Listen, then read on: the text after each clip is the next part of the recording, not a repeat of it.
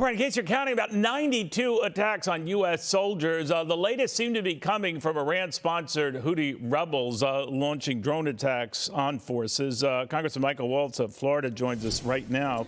His take on all of this. As you heard, Congressman, they're saying don't even think about forming this task force in the Red Sea. What would you do? But Neil, as a commander-in-chief, as a leader of the free world, the president needs to look at the camera, look at the American people, look at the world and say, Iran, we are going to hold you directly responsible. You will pay a price. There will be a cost for what the Houthis do and for what your proxies in Iraq are doing in attacking American soldiers. And they have to believe it, Neil. That's the problem. We have multiple aircraft carriers. We have destroyers, frigates, submarines, soldiers, bombers. You can have the most capable military in the world, but if your adversaries don't believe you have the political will to impose costs on them directly, then they're going to keep doing what they're doing, which is attacking U.S. interests and U.S. sailors in the Red Sea and our allies. And oh, by the way, the Houthi spokesperson just effectively announced a blockade on Israel by attacking international shipping, and they're doing it. And what are we doing in response?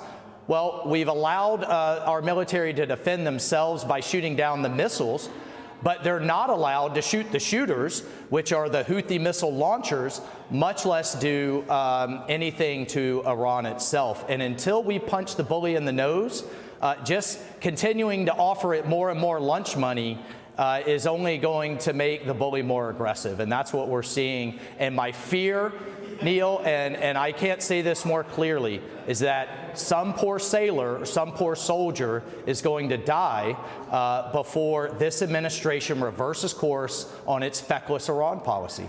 Are you saying that we cannot go after these Houthi encampments themselves, or the rebels themselves? I mean, they are a proxy group for Iran. I can understand the skepticism and fear of going after Iran on Iranian territory, but we're holding back even when we go after these Houthi rebels because we have, shot down some of their drones, or does it end there? Yeah, but shooting down their, if someone's shooting at you, you don't shoot the bullets, you shoot the shooter, right, to defend yourself. Right, in the Navy, they call it the archer and the arrow. Right now, they're authorized to shoot the arrow, not the archer. So if we're not even taking action on the proxies doing the shooting, look, Iran will trade Houthi lives for the lives of American sailors all day long. You've got to do what Ronald Reagan did, which is take action on Iran. And in 1988, when the Iranians mined the Gulf, not only was it hitting international shipping, it hit one of our ships. What did we do in response? We didn't take out the mines. We sank 5 Iranian ships, and then it stopped. Under President Trump, we took out the Iranian field general, not their proxies, Soleimani, the Iranian field general, and then it stopped. You have to restore peace. Sometimes you have to escalate to de-escalate. And for reasons that are unclear to me, except for an appeasement strategy, this administration has been deterred by Iran, and they're afraid to do it. What are the Arab nations doing, though, for whom this Red Sea international water passageway is crucial as well? Are they just sitting idly by and waiting for us, or what?